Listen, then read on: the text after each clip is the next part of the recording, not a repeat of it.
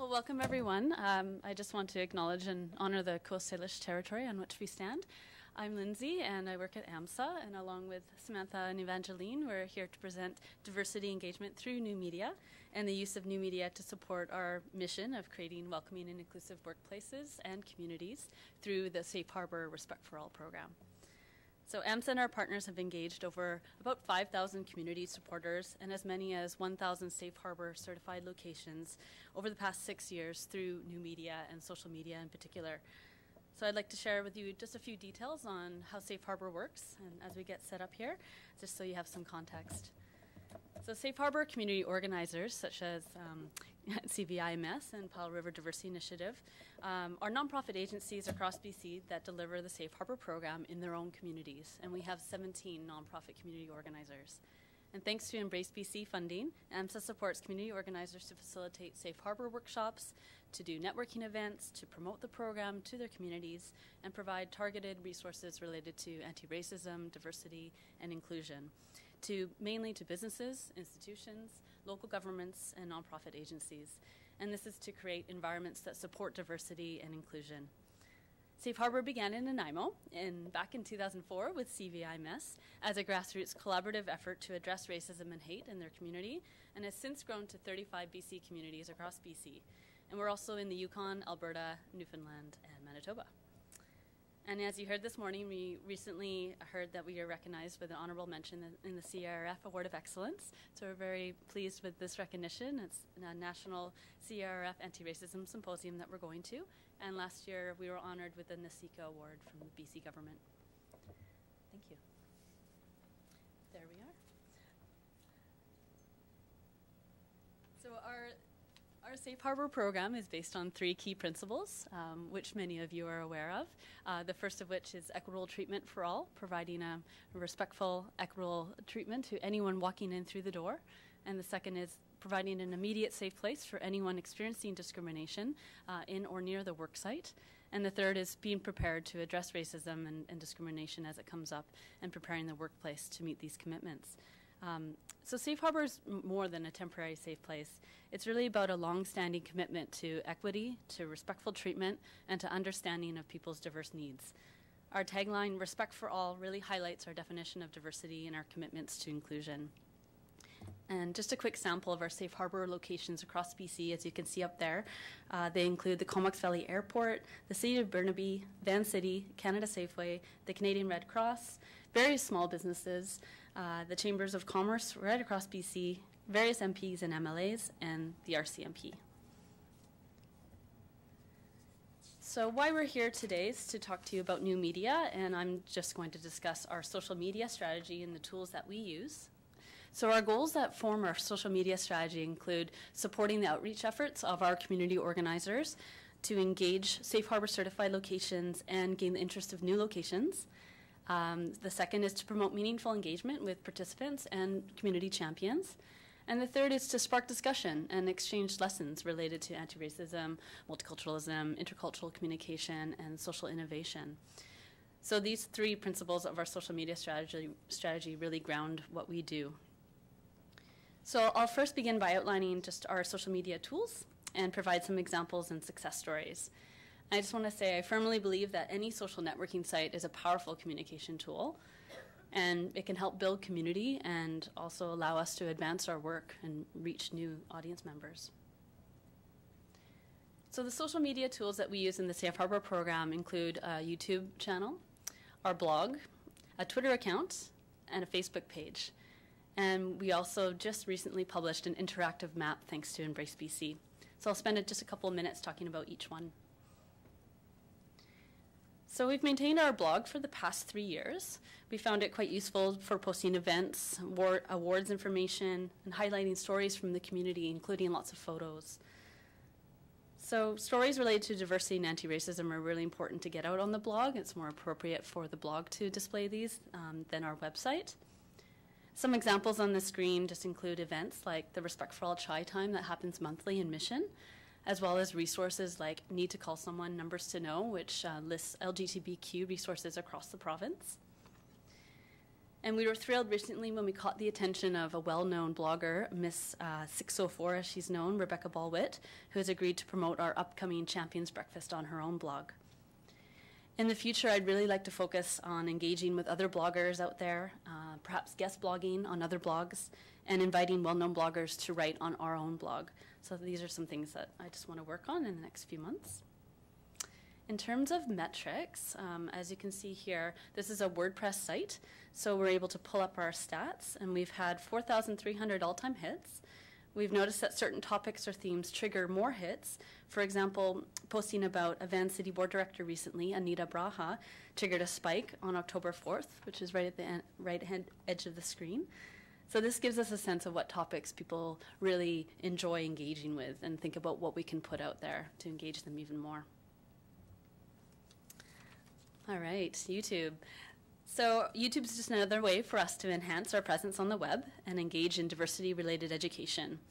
Our channel has about 756 views in the past 6 months. We've uploaded our TV and radio PSAs on there, as well as our new promotional video. We also post videos related to our work, such as the What Would You Do ABC TV series that focused on standing up against discrimination.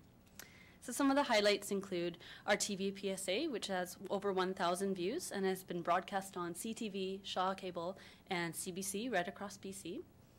Our radio PSAs have a total of 2,000 views or listens, and the radio PSAs are being broadcast on 25 radio stations across the province, including Virgin Radio, Radio Punjab, JRFM, and Red FM. And that's through us outreaching to these stations, engaging them in our program, and asking them if they'd play our PSA free of charge. All right, so here's Twitter. I think one of the most effective social media platforms is Twitter. Perhaps you know this, but Twitter is the third most popular social networking site in the world, behind Facebook, and would you guess the second one? Facebook's number 1, Twitter's number 3. The second's actually Instagram. People love photos. So Twitter has 250 million users. And I also want to recognize that many people in the world, according to the digital divide, do not have access to any of these tools. So I'm speaking just in terms of the North American context and in BC, and for people who do have access to social media, a lot of people are using it and engaging with it in new and innovative ways. So you can consider Twitter like a microblog if you're not familiar with it. You can follow people or organizations on there, and they can follow you. We currently have 1,330 followers on the Safe Harbor Canadian account, and we're following 1,922 accounts that relate to our work. So 140 characters might not seem like a lot, but it's a powerful tool to engage and acknowledge supporters and gain the attention of decision makers and potential supporters. And for those of you unfamiliar with Twitter, a tweet is a post on Twitter that shows up on your followers' news feeds. Anyone on the internet who pulls up your account can read this tweet, or if they're on Twitter and they're searching for a particular keyword and you've posted that keyword, it'll come up in their search. Our content has been shared or retweeted by followers like Ms. 604, whom I mentioned before. Ms. 604 has 36,000 followers on Twitter. And we've also been retweeted multiple times recently by Don Chubai, who's City TV's breakfast TV host. We recently engaged founder of Immigrant Magazine, Nick Narani, by inviting him to our Champions Breakfast via Twitter. He tweeted, "I'll check my diary and get back to you." And also the Burnaby Board of Trade recently tweeted us with the link to our own Safe Harbor map, and they have 1,744 followers. So this type of support really allows our content to reach a wider audience and engage with people across the virtual world. You can think of Twitter as a virtual word of mouth, a type of news channel to keep up with community events and to stay engaged. So I use Twitter to acknowledge participating Safe Harbor locations, and you can see a tweet up there, RBC, Van City, Canada Safeway, City of Burnaby. I also retweet, or I change tweets, it's called modified tweet, posts by our Safe Harbor community organizers like CVIMS or ICA Victoria. I search for tweets related to anti-racism, multiculturalism, and diversity, like the Mayor of Vancouver saying Happy Pride. And I grab people's attention by posting my own related tweets, like worth a read, underneath the turban, why Sikhs do not hide. Recently, we participated in our first live Twitter chat using the hashtags #SocialAndChat and BC Ideas to discuss community development and promote Safe Harbor. This was something that Ashoka Changemakers hosted, and Ashoka is a nonprofit organization. And you can see just some examples up there how we participated in this live Twitter chat. And due to our participation, we gained the attention of Vancouver City Councillor Andrea Reimer and other Twitter followers, and we strengthened our relationship with the global Ashoka Changemakers community, all via Twitter. All right, many of you are familiar with Facebook. On our Safe Harbor page, we post details on workshops and events, news stories, and content related to diversity, leadership, and inclusion. We post a lot about different success stories, like the Comox Valley Airport recently included Safe Harbor in a news release, and how they were our champion last year. So that was just great. And finally, AMS is proud to announce our map. We have an easy-to-use and interactive Google map that Embrace BC has developed for us. And we are using this to locate all of our Safe Harbor locations across BC. So we're really excited by our social media strategy and how it's allowed us to support our goals of outreach, engagement, and new learning around diversity and inclusion with thousands of people across Canada and across the world as well. We've engaged in intercultural communication with people from diverse backgrounds and communicated our key value, which is respect, in all of our online exchanges using our various social media tools. I think the value of social media can't be underrated. Grounding our social media initiatives with a strategic plan makes measurement easier and supports our mission to create welcoming workplaces and communities. So I just want to conclude with that and pass it on with Samantha's presentation. And I can stay here if you like. If you need the mic, though, you come on this side. So just, can you hear me without using the mic? Is that fine? Great. Was that yes? I'm recording it as well. Oh, so do you want me to? You want me to record? Yeah, he wants it. Oh, you want me at the mic? Okay. Okay. I was going to get Lindsay to help me. Okay. So my name's Samantha Letourneau, and I'm the diversity coordinator with the Central Vancouver Island Multicultural Society. And I am a total novice with social media. So I was quite surprised when Lindsay asked if I would talk about how we're using Twitter. And I have to admit, I'm making a confession. I was a total doubter of Twitter. I didn't believe this was really going to work. I don't really engage a lot in Facebook, but my tune has changed. It's been very, very productive. Which one, 8? Yep. So, and why I was hesitant with Twitter was I thought, how much time am I going to have to put into this? You know, I have the old cell phone, the flip style. I don't even have the smartphones or anything. And I thought, am I really going to be able to use this? And you can. I use it simply. You don't have to use Twitter a lot to get a lot out of it. So these are my 5 simple tools that I have found that have worked for me with Twitter. And I'm sure there's many people here that are beyond the novice of social media. But for those who haven't used it, here we go. Okay. So before that one, the great thing about Twitter is you can go on there and make announcements, right? You can post things. So for example, we put out a call saying Respect for All Day, celebrating diversity and encouraging Vancouver Island communities to get on board to be safe harbors. And that was great. I didn't believe it, but I got organizations responding to me asking, how do we become a safe harbor? What is it? The other thing with, sorry, it's not up there, but the other thing with making announcements on Twitter is I get a response quicker from the media than putting a press release out. They'll look at the headline, they'll go, oh, that's something interesting I want to cover, and they'll contact me through Twitter, much faster than a traditional press release. Oh, I want that one, don't I? The other thing, if you have a question, put it out there, and it's amazing how many people will respond. Sometimes with not really the answer you're looking for, but it creates a lot of interest and gets people also to follow what you're doing. And Twitter's all about sharing something interesting with people and getting the conversation going. So here's an example. There was a great Respect for All story from Mission BC, and you click on that and you can go right to the story, and it kind of keeps that conversation of diversity, respect for all going. And I love this about Twitter, and I'm kind of experimenting with it more, and maybe there's people here that can also talk to it. But you can jump into conversations on Twitter. So there was a post by Huffington Post that said they were ranking Canadian universities, and then we responded back saying, how important is diversity in ranking universities? And then they responded back to us. So there was this conversation going back and forth, and it's immediate, it's quick, and it kind of blows my mind how fast it all happens, but very effective. And so they responded saying, diversity is very important to us, and it kind of got more conversation going. And it's concise. It's quick, it's concise, and I love that, right? As Lindsay said, 140 characters. Just get out the essentials of what you want to say. And I think that's also why the media is so attracted to it, because it's just, these are the details that we need, and if we need to find out more, we can click on this, right? So here's an art project that we're currently working on. I've gotten more people applying for this project through Twitter than going on our website and applying, than seeing it in the paper. So, you know, I'm from a doubter to a believer, working on my skills in Twitter. And that's it.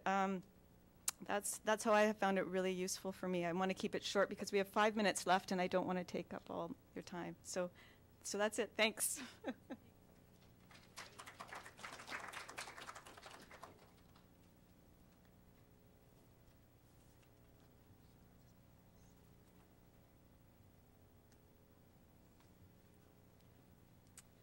Okay, so I better hurry up. Evangeline Macdonald from Powell River Diversity Initiative, and thank you so much, Christine and April, for mentioning our DVD. We're going to show you just a couple of minutes of it today, so it was a great opening.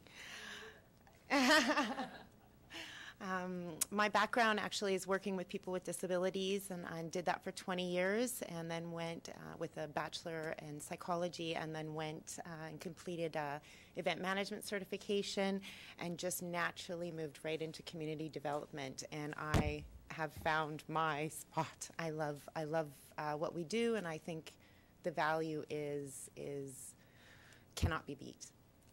I'm now the Safe Harbor Program Coordinator, and I'm going to share with you my usage of Facebook in promoting a Respect for All old-fashioned community picnic that we just offered recently in April. So I'm going to show you some stats. We're going to flash through them, but just keep in mind that every person that's represented in these stats and the metrics was exposed to the Safe Harbor program. The whole idea of the picnic was promoting the Safe Harbor program, the 3 commitments, and all certified locations were invited to implement the event. So it also encouraged interlocation connections, which is sometimes hard to do with Safe Harbor certified locations. To do that, it's a 2-hour workshop with a coordinator, and you receive your certificate and a whole bunch of wonderful bonuses that go along with that. So I also want to mention at the bottom, the last comment I had there on the last page, it's very important to do maintenance with tweeting, with Facebook, with any social media that you're doing. Just starting that page or just putting one or starting a Twitter account won't achieve the success that we're talking about. It means staying involved and keeping that page or YouTube channel, whatever, active. So here's an example in May 30th. Not a lot going on. We're putting in posts, you know, maybe once or twice weekly, general diversity comments. So you get an idea. We didn't get any new likes. There's a few people talking about us, and we're not reaching a lot of people. We have 198 people that have liked our page. It's now July 25th, and we have had the event page for the Respect for All old-fashioned community picnic on site for about a week. Now we've got 1 new like. There's 10 people talking about it, And we are now reaching 442 people. And what that took was simply creating an event page through your organization page and keeping those posts going, keeping it active. 2 weeks before the event, we've got 22 people that are talking about it, and we're now reaching 536. By the time the event itself, I believe it was over 550 people that, without directly being interested in the Safe Harbor program or necessarily attending the picnic, got exposure and information about what the Safe Harbor program was about, and that was a really important goal. Another great thing about Facebook is that you can figure out your demographics, some of your stats. Who are you reaching? So an example here, who likes your page? I don't know why it keeps doing that, sorry. It gives us an idea of gender and age. Who are we reaching? Who's interested? Who do we need to try to reach out to more? Oh. That's not going to happen. Demographics and location. And exciting things about this to notice is the countries. Look who we reached with the Safe Harbor program information and the picnic, all the way to Mali, South Africa, Netherlands, South Korea, the United Kingdom, Germany, and the list goes on. It just didn't fit in the PowerPoint. And an important point about this, the blue is our organic or our general users for the page. The purple is the viral. So when some new information is posted or you start an event page, suddenly those regular users are now sharing. And we went viral. And you can see the difference in the usage of the page. And the overall, the green is the total. And also, how many times are people doing it? The unique users by frequency. So other media forms can work to increase awareness about diversity in our communities as well. Big intro to the DVD, Divining Diversity, Creating Community. Very exciting project through Powell River Diversity Initiative. I will leave at the back room. I apologize for not bringing any. They are for sale at cost. So I will leave the DVD, an example of the DVD, and a sign-up sheet at the back. Please write your name and information. I will contact you. It's $10 for an individual, $25 for a business or organization.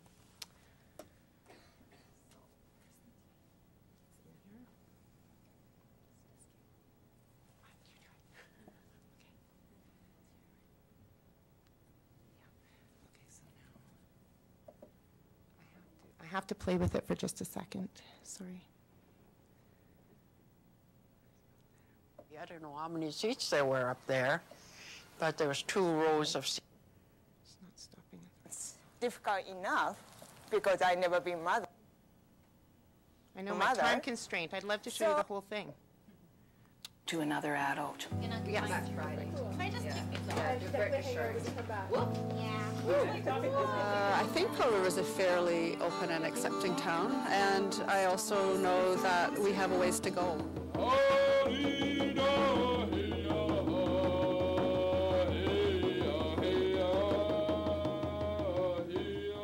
When I was a little girl, we'd come to Powell River to the theater. It was really exciting to go to a show. And we didn't have cars, so we'd walk. And I remember being a little girl and being carried by one of my uncles on their shoulder, and we're walking to go to the show in town, the Patricia Theater. We'd get there, and if the balcony was filled already, I don't know how many seats there were up there, but there was 2 rows of seating. When we get there, and I'm sorry, we're sold out. And yet the main area down below, there's seats, there's, all kinds of seats down there, but you can't go sit there because you're not allowed to sit with white people. I can count on one hand the number of our men here in Slam who have worked in that mill over the years. And that says something when that was the main employer in this town for years, and it sat on one of our village sites that we were forcibly removed from. We were so divided between the non-native community and our community. It was the law not to mingle. You couldn't have people come to visit you in your home, non-native people, and you were not allowed off reserve after 5 o'clock in the afternoon. So it was like you're in prison, you're separated, you're segregated. And thank goodness that's not the case anymore. A lot has changed over the years. We're working to towards, better relationships with the non-native community. And there's been a lot of cooperation with our leadership and with the leadership in Powell River. Just look, where we're today here in this chamber, for example, on the wall behind us, we have the internationally now regarded accord signed here in 2003, and the fact that the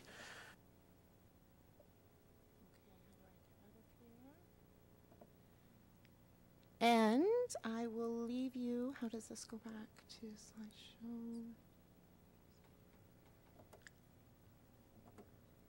With a few thoughts. What is the role you play in diversity?